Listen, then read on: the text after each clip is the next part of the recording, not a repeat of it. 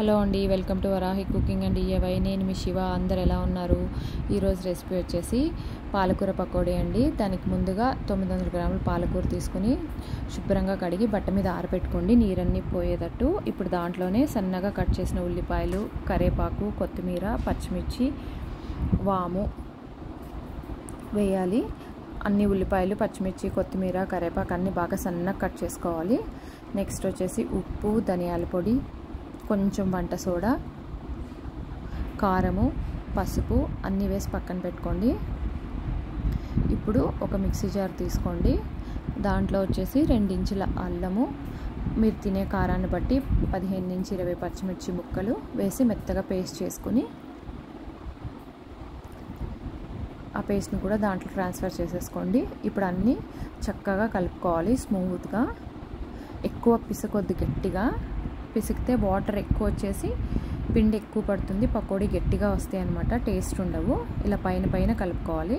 ఇప్పుడు దీంట్లో 1/2 కప్పు బియ్యం పిండి, 2 కప్పుల శనగపిండి వేసుకోవాలి. నేను చూపిస్తున్నట్టు కరెక్ట్ కొలతలతో చేసుకుంటే మీకు కరకరలాడే పాలకూర పకోడీ చక్కగా వస్తాయండి. ఇప్పుడు ఇంకోసారి బాగా కలుపుకోవాలి. బాగా అంటే మరీ గట్టిగా కలిపేయద్దండి, ఇందాకట్లాగానే స్మూత్గా కలుపుకోవాలి. అసలు వాటర్ అనేది యాడ్ చేయక్కర్లేదు, ఆకుకూరలో ఉన్న వాటరే సరిపోతాయి. మీరు గట్టిగా కలిపితే వాటర్ ఎక్కువ వస్తాయి ఆకుకూరలో నుంచి, ఉల్లిపాయలో నుంచి. పైన పైన ఇలా కలుపుకోవాలి. ఇప్పుడు మనం కలుపుకునేటప్పుడే పొయ్యి మీద నూనె రెడీ పెట్టేసుకున్నాం కదా, ఇప్పుడు వేడి నూనెలో వేసేయడమే పకోడీలు.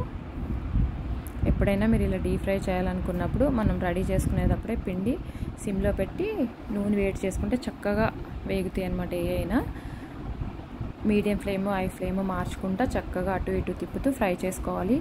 మనకి ఎలాగో వానాకాలం స్టార్ట్ అయింది కదా, సాయంత్రం పూట వేడివేడిగా వేసుకుంటే చాలా బాగుంటాయి. వాన పడినప్పుడు